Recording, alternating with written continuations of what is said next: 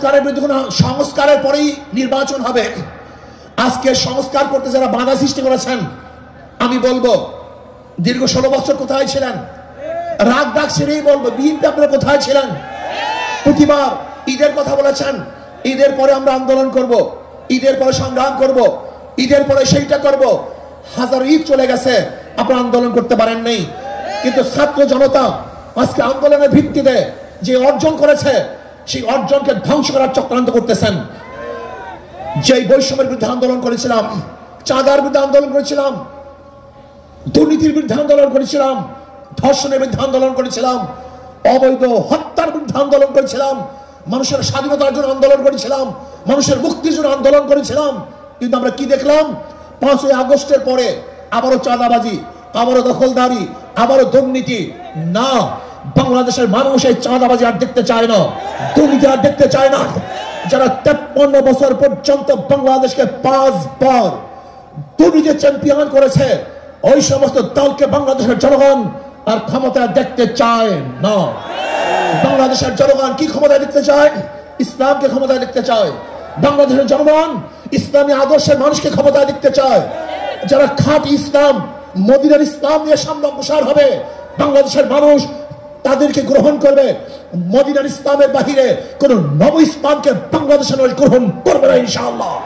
আমাদের সেরে তাজ শ্রদ্ধাভাজন আমির হযরত পীর সাহেব হুজুর চরমনাই দামাত বরকাতুল আলিয়া, সর্বস্তরের নেতৃবৃন্দ, সকল স্তরের যুবক ভাইয়েরা আমার, আজকে আমাদের খুশিতে মন ভরে গেছে।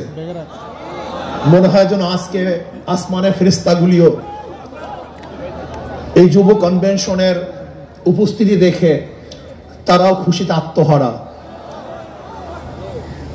যুবক যদি জাগ্রত হয় তাহলে সেই জাতি জাগ্রত হয়, যুবক যদি জাগ্রত হয় দেশ জাগ্রত হয়, যুবক যদি ভালো হয় সেই সমাজটা ভালো হয়ে যায়, যুবক যদি ভালো হয় তাহলে দেশটা ভালো হয়ে যায়।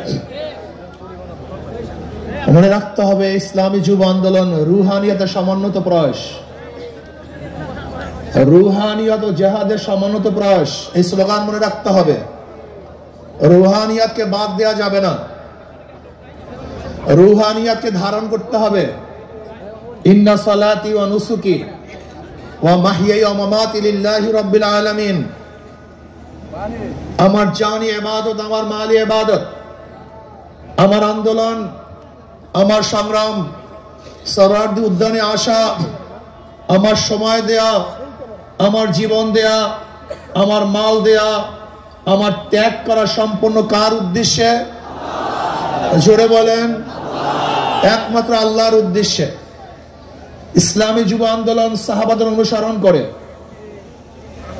সাহাবাদের অনুসরণ ইসলামী যুব আন্দোলন। সাহাবাদেরকে ভুলবেন না, তারাই আমাদের অনুপ্রেরণা। আমরা তাদের দেখানো পথে চলতে চাই, তাদের মহব্বত অন্তরে লালন করি, তাদের ভালোবাসতে জানি, তাদেরকে ভালোবাসতে জানি, তাদেরকে এত মহব্বত করি, আমাদের জীবনের চেয়ে সাহাবায়ে কেরাম থেকে বেশি মহব্বত করি। শুধু কি তাই, যারা সাহাবাদেরকে ঘৃণা করে, সমালোচনা করে, ওদেরকে আমরা মহব্বত করতে পারি না, ওদেরকে আমরা ভালোবাসতে পারি না। আমরা জনাব মুহাম্মদ রাসূলুল্লাহ সাল্লাল্লাহু আলাইহি ওয়াসাল্লাম আদর্শ গ্রহণ করে তার দেখানো নীতি আদর্শ বাস্তবায়ন করতে চাই। আমরা এরদোগানের আদর্শ বাস্তবায়ন করতে চাই না, আমরা মুরসির আদর্শ বাস্তবায়ন করতে চাই না, আমরা মদিনাওয়ালার আদর্শ বাস্তবায়ন করতে চাই। আমি যুব আন্দোলনকে বলবো, খবরদার সুন্নাতকে বাদ দিয়ে কোন আন্দোলন সংগ্রাম আমরা করতে চাই না। আমরা সুন্নাতকে ধারণ করে আন্দোলন সংগ্রাম করতে চাই। আমরা সুন্নাতকে জবাই দিয়ে তাকিয়ার নামে, আমরা কৌশলের নামে সুন্নাতকে জবাই দিতে চাই না, বরং আমরা চাই সুন্নাতকে সমন্বিত করতে, সুন্নাত অনুযায়ী চলতে। আমি বিশ্বাস করি, ওয়ালা তাহিনু ওয়ালা তাহজানু ওয়া আনতুমুল আ'লাউনা ইন কুনতুম মুমিনিন।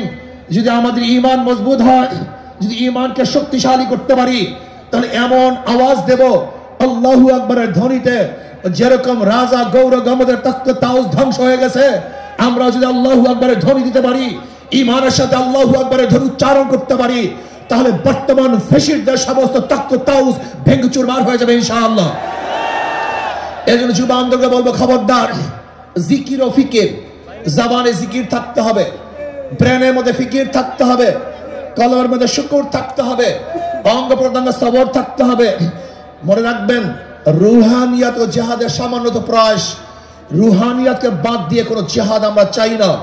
রুহানিয়াতকে বাদ দিয়ে জিহাদ করবেন, এটা জিহাদ হবে না, সন্ত্রাস হবে। কি হবে? সন্ত্রাস হবে। যেই জিহাদের সাথে রুহানিয়াত নাই, ওই জিহাদ জিহাদ না, বরং সন্ত্রাসবাদ হবে। ইসলামী ছাত্র আন্দোলন, ইসলামী যুব আন্দোলন, ইসলামী আন্দোলন বাংলাদেশ, তারা কি চায়? আল্লাহর জমিনে আল্লাহর হুকুমতের মাধ্যমে কল্যাণ রাষ্ট্র চায়। ইসলাম হুকুমত বাদ দিয়ে আমরা কল্যাণ রাষ্ট্র চাই না। আমরা ইসলাম হুকুমতের মাধ্যমে কল্যাণ রাষ্ট্র প্রতিষ্ঠিত করতে চাই। আমরা বিশ্বাস করি ইসলাম হুকুমত ব্যতীত secularism, socialism, capitalism, communism, democracy কোন আদর্শ মানুষকে শান্তি দিতে পারে না, মুক্তি দিতে পারে না।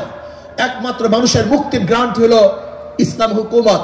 এই ইসলাম হুকুমতকে আইন করতে হবে। আপনারা জানেন, আজকে অন্তর্বর্তী সরকার কিছু সংস্কার করতেছে, তার মধ্যে রাষ্ট্র সংস্কার। অবশ্যই রাষ্ট্র সংস্কার করতে হবে। কেন? আপনারা জানেন, ফ্যাসিস্ট সরকার, রাষ্ট্রের এমন কোন বিভাগ নেই যে বিভাগকে ধ্বংস করে নেই, সমস্ত বিভাগকে ধ্বংস করে ফেলেছে। কাজী ধ্বংসস্তূপের উপরে সুন্দর একটা নির্বাচন উপহার দেওয়া সম্ভব নয়। আগে সংস্কার হবে, তারপরে নির্বাচন হবে।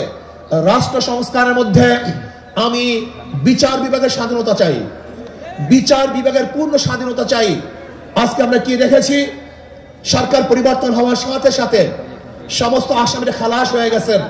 আবার সরকার পরিবর্তনের সাথে সাথে অনেক আসামি জেলে ধুকে ধুকে মরছেন। তার মানে বিচার বিভাগ কি সরকারের ইঙ্গিতে চলে? একটা ভালো রাষ্ট্রের, উন্নত রাষ্ট্রের সবচেয়ে বড় মানদণ্ড হলো বিচার বিভাগের স্বাধীনতা।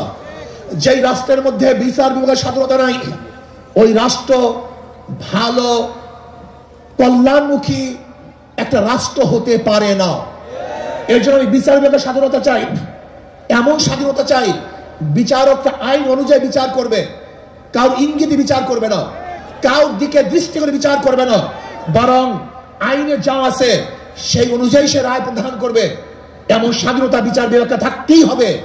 এমনকি ওই চেন্নাইকে, চিটাগাংয়ের চেন্নাইকে, সেও যদি বিচারের আওতা দিন, সেও যদি আইনের আওতায় খালাস পায়, আমার কোনো আপত্তি নাই। কিন্তু আমিও যদি বিচারের আইনের মাধ্যমে জেলে থাকি, তাহলে আমার আপত্তি নেই। বিচার বিভাগকে স্বাধীন দিতে হবে। কাউর ইঙ্গিতে বিচার বিভাগে চলতে পারে না। যদি বিচার বিভাগের স্বাধীনতা না থাকে, মান হাফেরা হুফেরা, তুমি যেই গর্ত খুঁজবা সেই গর্তের মধ্যে একদিন তুমিই পড়বা। বিচার বিভাগের স্বাধীনতা চাই। নাম্বার 2, সংবিধান সংস্কার। আজকে দেখেছি সেখানে প্রায় 505টা আসন রাখা হয়েছে।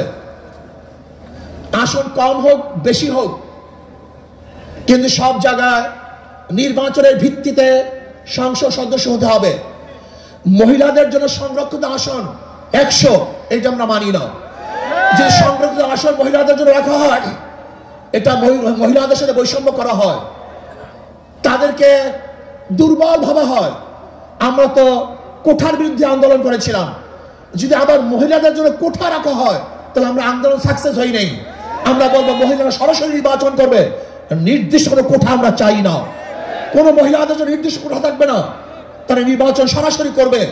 কাজী আমি অন্তর্বর্তী সরকারকে বলবো, মহিলাদের জন্য কোনো নির্দিষ্ট আসন ইসলামী আন্দোলন বাংলাদেশ, এটা আমরা মানতে পারি না, এইটা আমরা চাই না। আমরা চাই দ্বিকক্ষ বিশিষ্ট হোক, এককক্ষ বিশিষ্ট হোক, পিয়ার সিস্টেমে নির্বাচন হবে, সংখ্যানুপাতিক হারে নির্বাচন হবে। যদি সংখ্যানুপাতিক হারে নির্বাচন না হয়, পিয়ার সিস্টেমে নির্বাচন না হয়, তাহলে আবারও কালো টাকা সরাসরি হবে, পেশি শক্তি ব্যবহার করা হবে, মানুষের ভোট অধিকার প্রয়োগ করতে পারবে না। আমাদের আন্দোলন ব্যর্থ হবে। আজকে জুলাই বিপ্লবে ইসলামী আন্দোলন কি ভূমিকা ছিল আপনারা জানেন। 5ই জুলাই বরিশাল আমরা ঘোষণা দিয়েছিলাম যে ছাত্রদের বৈষম্য বিরোধী আন্দোলনের সাথে আমরা সম্পৃক্ত। শুধু কি তাই, সেখান থেকে শুরু করে এমন কোন আন্দোলন নাই, সংগ্রাম নাই যেখানে আমরা মাঠে ছিলাম না। আমরা জীবনের মায়া ত্যাগ করে রাস্তায় ঝাঁপিয়ে পড়েছিলাম। আমি বিশ্বাস করি ইসলামী আন্দোলন বাংলাদেশ যেইভাবে দলীয় ব্যানারে বৈষম্য বিরোধী আন্দোলন অংশগ্রহণ করেছে, বাংলাদেশের অন্য কোনো সংগঠন দলীয় ব্যানারে এই আন্দোলনে সম্পৃক্ত ছিল না। শুধু তাই ইসলামী আন্দোলন বাংলাদেশের যারা শীর্ষস্থানীয় লিডার নেতা তারাই মাঠে ছিল, কিন্তু যারা বৈষম্য বিরোধী আন্দোলনের বিরোধিতা করেছে, বলেছে যে এই সংগ্রামের সাথে আন্দোলনের সাথে আমরা সম্পৃক্ত নাই, তারা যদি আজকে নতুন ভাবে ক্ষমতা দেওয়ার স্বপ্ন দেখে, এদেশের জনগণ সেই স্বপ্ন পূরণ হতে দেবে না। সংস্কারের বিরুদ্ধে সংস্কারের পরেই নির্বাচন হবে। আজকে সংস্কার করতে যারা বাধা সৃষ্টি করেছেন, আমি বলবো দীর্ঘ 16 বছর কোথায় ছিলেন? রাগ ডাক ছেড়েই বলবো, বিএনপি আপনারা কোথায় ছিলেন? প্রতিবার ঈদের কথা বলেছেন, ঈদের পরে আমরা আন্দোলন করব, ঈদের পরে সংগ্রাম করব, ঈদের পরে সেইটা করব। হাজারো ঈদ চলে গেছে, আপনারা আন্দোলন করতে পারেন নাই। কিন্তু ছাত্র জনতা আজকে আন্দোলনের ভিত্তিতে যে অর্জন করেছে, সেই অর্জনকে ধ্বংস করার চক্রান্ত করতেছেন। যে বৈষম্যের বিরুদ্ধে আন্দোলন করেছিলাম, চাঁদার বিরুদ্ধে আন্দোলন করেছিলাম, দুর্নীতির বিরুদ্ধে আন্দোলন করেছিলাম, ধর্ষণের বিরুদ্ধে আন্দোলন করেছিলাম, অবৈধ হত্যার বিরুদ্ধে আন্দোলন করেছিলাম, মানুষের স্বাধীনতার জন্য আন্দোলন করেছিলাম, মানুষের মুক্তির জন্য আন্দোলন করেছিলাম। কিন্তু আমরা কি দেখলাম? 5ই আগস্টের পরে আবারও চাঁদাবাজি, আবারও দখলদারি, আবারও দুর্নীতি। না, বাংলাদেশের মানুষ এই চাঁদাবাজি আর দেখতে চায় না, দুর্নীতি আর দেখতে চায় না। যারা 53 বছর পর্যন্ত বাংলাদেশকে 5 বার দুর্নীতির চ্যাম্পিয়ন করেছে, ওই সমস্ত দলকে বাংলাদেশের জনগণ আর ক্ষমতায় দেখতে চায় না। বাংলাদেশের জনগণ কি ক্ষমতায় দেখতে চায়? ইসলামকে ক্ষমতায় দেখতে চায়। বাংলাদেশের জনগণ ইসলামী আদর্শের মানুষকে ক্ষমতায় দেখতে চায়। যারা খাঁটি ইসলাম, মদিনার ইসলাম নিয়ে সামনে অগ্রসর হবে, বাংলাদেশের মানুষ তাদেরকে গ্রহণ করবে। মদিনার ইসলামের বাহিরে কোন নব ইসলামকে বাংলাদেশের মানুষ গ্রহণ করবে না ইনশাআল্লাহ। ভাইয়ের আমার, আসুন ইসলাম হুকুমতের জন্য আমাদের সাধনা করতে হবে, চেষ্টা করতে হবে। আমাদের আন্দোলন এখন সমাপ্ত হয় নাই, আমাদের সংগ্রাম এখন শেষ হয় নাই, আমাদের যুদ্ধ এখনো শেষ হয় নাই। ফ্যাসিবাদের বিরুদ্ধে আন্দোলন করেছিলাম, এখন চাঁদাবাজের বিরুদ্ধে আন্দোলন করতে হবে, দখলদারের বিরুদ্ধে আন্দোলন করতে হবে, যারা দুর্নীতিবাজ তাদের বিরুদ্ধে আন্দোলন করতে হবে, যারা ডাকাত তাদের বিরুদ্ধে আন্দোলন করতে হবে, যারা দেশকে ধ্বংস করার চক্রান্ত করতেছে তাদের বিরুদ্ধেও আরেকবার আন্দোলন করতে হবে। আজকে ভারত আমাদের দেশকে দখল করার চক্রান্ত করতেছে। আমি ভারতকে বলবো, আপনি আমাদের দেশ দখল করার চক্রান্ত করতেছেন, আমাদের দেশের দিকে চক্ষু তুলছেন, আঙ্গুল উঁচা করছেন। আপনি কি জানেন বাংলাদেশের অবস্থাটা কি? আমরা জীবনভর লড়াই করি, বেঁচে আছি, লড়াই করি, বাঁচবো ইনশাআল্লাহ।